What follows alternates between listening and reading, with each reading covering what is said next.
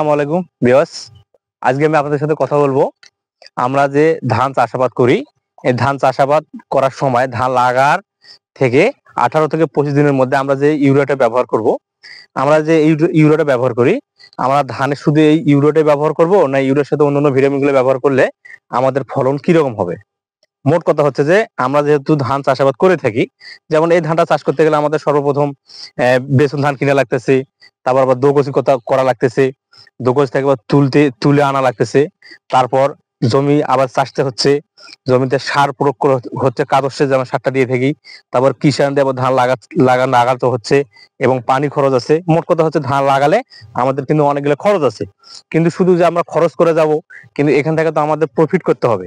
এজন্য প্রফিট করার জন্য আমরা যে 18 থেকে 25 দিনের মধ্যে আমরা ইউরিয়াটা ব্যবহার করি, কোন কৃষক আছে শুধু ইউরিয়া ব্যবহার করতে চায়, যে ইউরিয়া ব্যবহার করলে কেন জানে আমরা ভালো হবে, খরচ বেশি হবে না, অন্য অন্য ভিটামিন গুলো যা আছে এই ভিটামিন গুলো আমি ব্যবহার করবো না, শুধু ইউরিয়া দিলে আমার রেজাল্ট ভালো হবে, ইউরিয়া দিলে ভালো হবে। আমি আপনাদেরকে সাজেস্ট করব, যেটা পরামর্শ দেব, তা হচ্ছে যে আপনারা ধান 18 থেকে 20 দিনের মধ্যে যে ইউরিয়াটা ব্যবহার করবেন, এই ইউরিয়াটি ব্যবহার করার সময় আপনার আনুষঙ্গিক যে ভিটামিন গুলো আছে এই ভিটামিন গুলো আপনারা অবশ্যই ব্যবহার করবেন। কারণ এই ভিটামিন গুলো যদি আপনি ব্যবহার না করেন, তাহলে আপনাদের ধানের জমির যে সমস্যাগুলোর সম্মুখীন হয়ে থাকে এগুলো আরো বেশি হয়ে যাবে এবং ফলন কম হবে।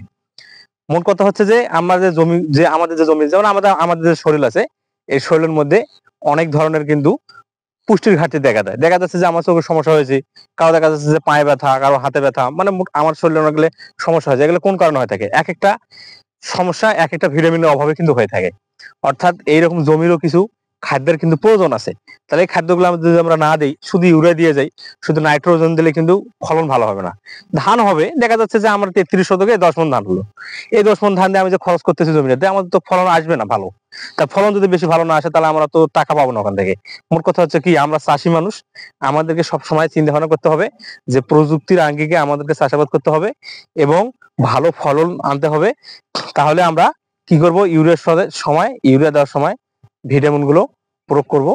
এই ভিটামিন গুলো আপনারা কি কি প্রয়োগ করবেন, কোন কোন ভিটামিনটা দিবেন, সেগুলো নিয়ে আমাদের ভিডিও আছে, আপনারা এই ভিডিওগুলো দেখতে পারেন।